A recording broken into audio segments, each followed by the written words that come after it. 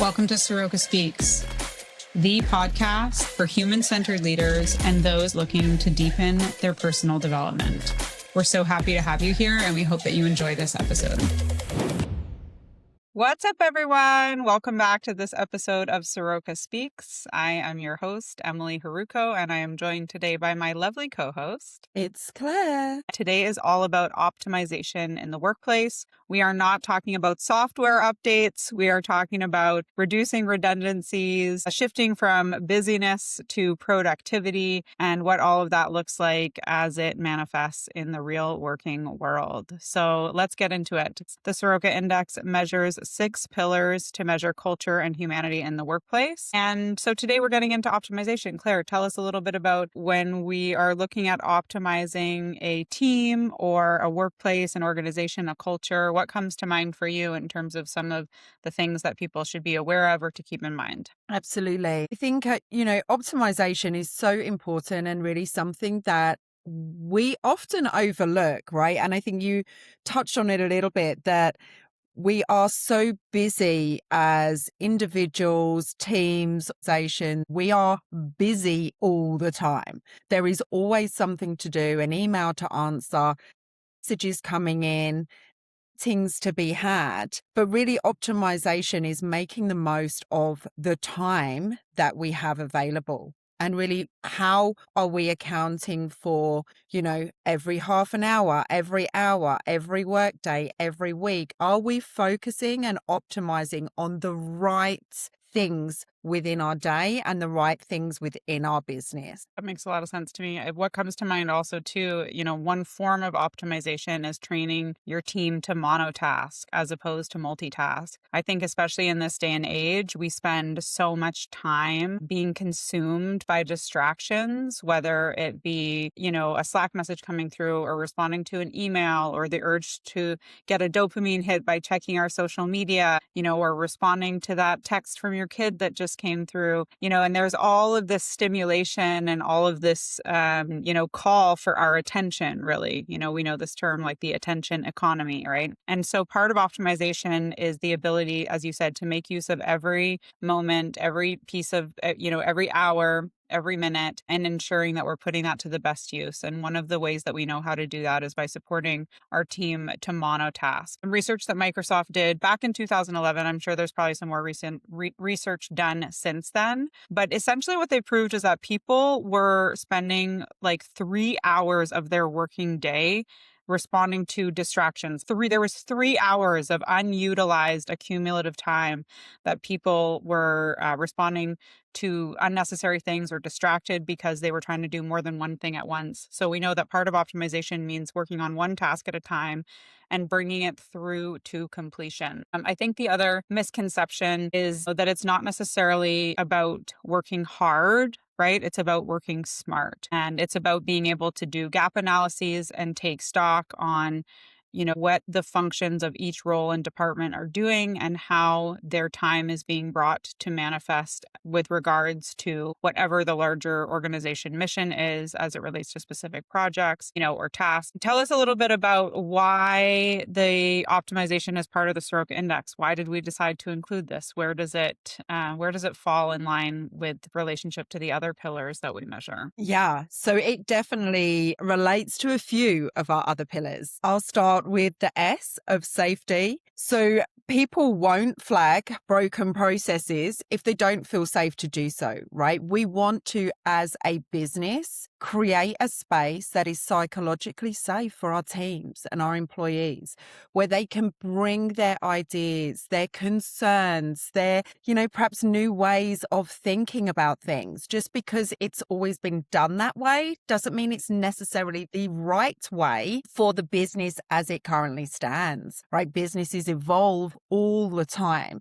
Processes, procedures, new ways of thinking, new ways of doing things. So we want to create a safe environment for our team members to be able to come with their ideas or, bring something new and evolve the business in different ways. The second one is alignment. So you can't optimize towards a goal that nobody agrees on. So we need to get all of our team members on board with what we are trying to achieve as a department, as a team, as a business, right? It's getting everybody to understand what the goals are and how their role impacts the goal and the future of the business. If they're not really sure why they're working on a project, why they're doing something, why they're sitting in a meeting, then a discussion needs to take place for them to understand why. We made some notes around how it relates to accountability and resilience. Let's talk about how optimization is linked with those. Yeah, absolutely. So with accountability, it's looking at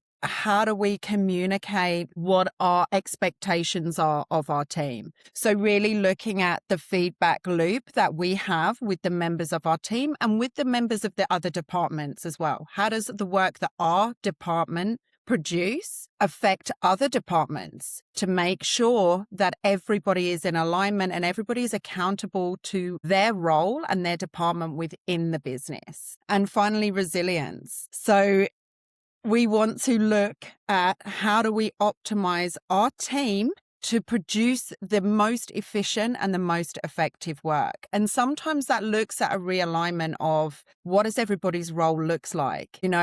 Getting somebody that is producing reports on a weekly basis and perhaps they're always late or perhaps there's always mistakes. It's having a look at, are they the right person to produce that report? Maybe if you give them a presentation, they are super efficient. They are the most confident presenting in the boardroom, but the numbers perhaps is not for them. So have a look at where your team are producing their best work, regardless sometimes of their job description. Because if we push people too hard on the wrong tasks, we increase their risk of stress and ultimately their risk of burnout. Because if they are not thriving in their role, it's producing stress, anxiety, and ultimately it can lead to burnout, which nobody wants within their business. Absolutely. Some other things to look out for are, if you hear anyone on your team saying, well, this is just the way that we've always done it, right? That is the yellow or red flag waving that there could be an opportunity to further optimize why you're doing things. So it's understanding the how and the why, but it's always questioning the how. Is this still the most optimal way? Just because we've always done it doesn't mean that it's the best way. So keeping an eye on that sort of homeostasis, the tendency to maintain the current system and where people are just operating in the current system. Even if the current system sucks, the current system is not, optimal. And I really appreciate what you said about safety, is people need to be able to feel safe to identify a redundancy,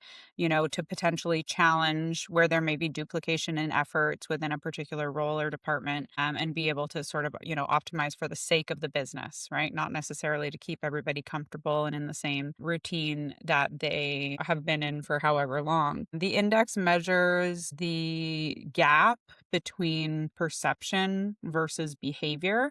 Just because, leadership may think that there are optimized processes throughout the organization, there may be actually a very different experience with that of the people executing on the ground, so to speak. So the index and optimization within the index is designed to measure the gap between what people are actually demonstrating, what their behavior shows, and then their perception of it. And we know that in measuring that gap, that's usually where the most opportunities for growth lay. Any further examples that come to mind for you that you could share, just in terms of how an organization or a team further questions their optimization or otherwise implements it? Yeah, I think one of the things that we didn't touch on was really and you just alluded to it a little bit around the feedback loop.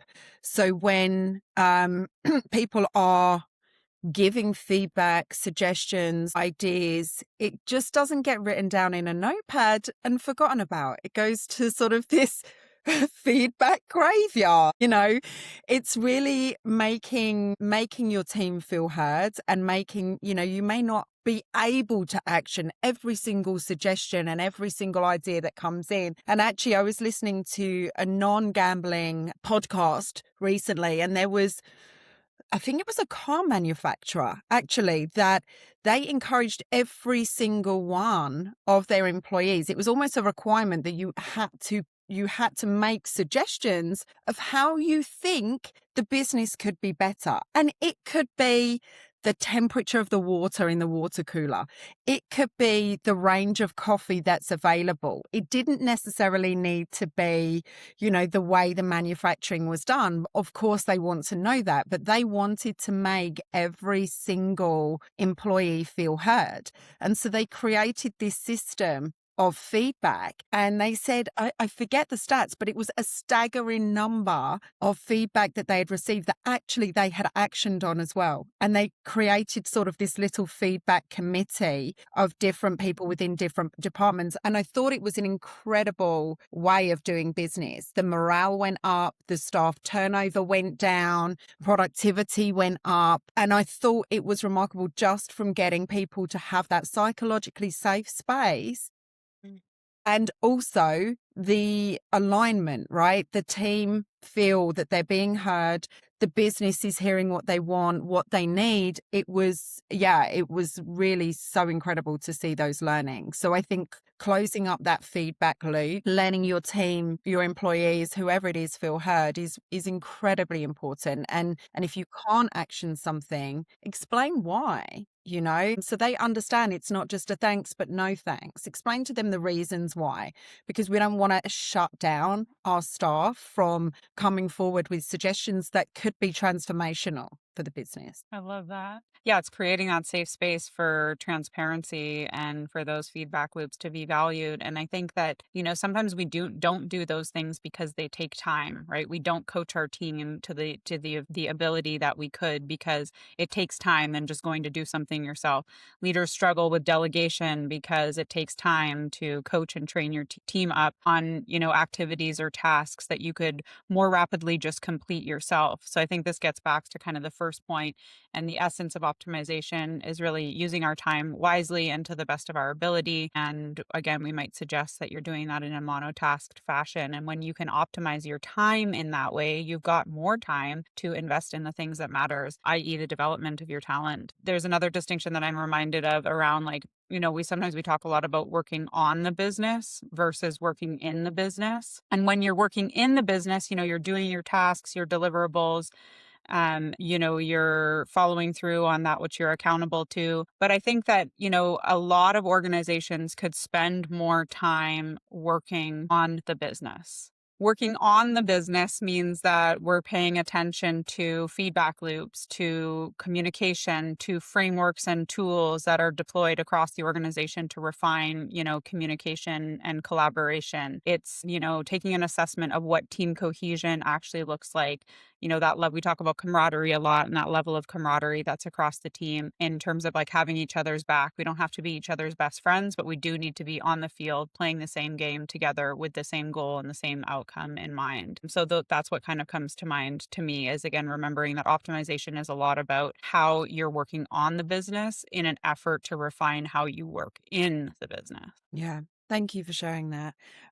Do you have any other practical tips or questions that you could bring up for the listeners that really they can start questioning for themselves within their department or within their business as applicable? Well, what I would really say is go take the Saroca Index. It's free through the end of September, and it will actually give you a measurement between that gap between perception and behavior. It only takes 10 minutes, and it's an incredible tool. You'll receive a full diagnostic report of our findings for your assessment across those 6 different pillars. And I think that the other ones that I might say, if you don't want to take the 10 minutes to do the index, it would again be looking at where are people doing things just for the sake of doing them. If you were to assess, is your team working in cohesion or silos? Right? Where we know people are operating in silos, there's going to be a lot less optimization because we could have very easily a duplication of work or people working on things and putting their effort toward things that don't really matter. That open transparency is really important, that team cohesion and collaboration, because everybody wants to feel like they are a part of something. And we want to know that the work that we're doing is part of a larger mission, is, working toward a larger and common goal.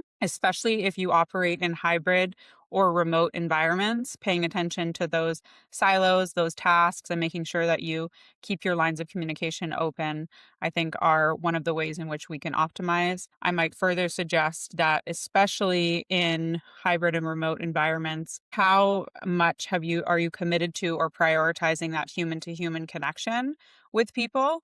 Because when people, again, feel seen and heard and like they belong and that there's a sense of camaraderie, our stress goes down, our collaboration and productivity go up, and inevitably we know that that contributes to the bottom line. So those would be some things that I would suggest that you look out for. But really, just go take the index. It's 10 minutes. It's free for the time being while we're in beta, and you get a full report that can support you to optimize where you might have some blind spots, right? From where there may be some opportunities for improvement. Absolutely. Anything that you would suggest that people look out for that we didn't cover? No, I think go take it. Go take the index and you see what shows up for you. I think it's really, eye-opening. We think that we know we know what we know, and obviously we know what we don't know, but then something like the Saroca Index really does highlight those blind spots and things that perhaps we're not aware of. So I think it's beneficial for anybody that is I listening love to it. have. Transformation exists in the domain of what you don't even know yet. It can be absolutely mind blowing. And that is the work that we're committed to doing. Those are the results that we're committed to creating, is highlighting and optimizing the arena of what you don't already know. That's where transformation lives. And that's our commitment to bringing transformational leadership to the workplace. So thank you all so much for joining us on this episode of Saroca Speaks as we dive into optimization. We invite you to listen to all of our podcasts that come out twice a month, but particularly if you're interested in the Saroca Index, we've got an episode for each one of the 6 pillars as it relates to the index. We want to thank you so much for being here today and for spending this time with us, your valuable, precious time. We're so grateful. Thank you for being here, and we'll see you next time. Till next time. You've been listening to Saroca Speaks. Thank you so much for being here. You can catch us twice a month on the podcast to keep learning about how you can deepen your human-centered leadership and personal development. We'll see you next time.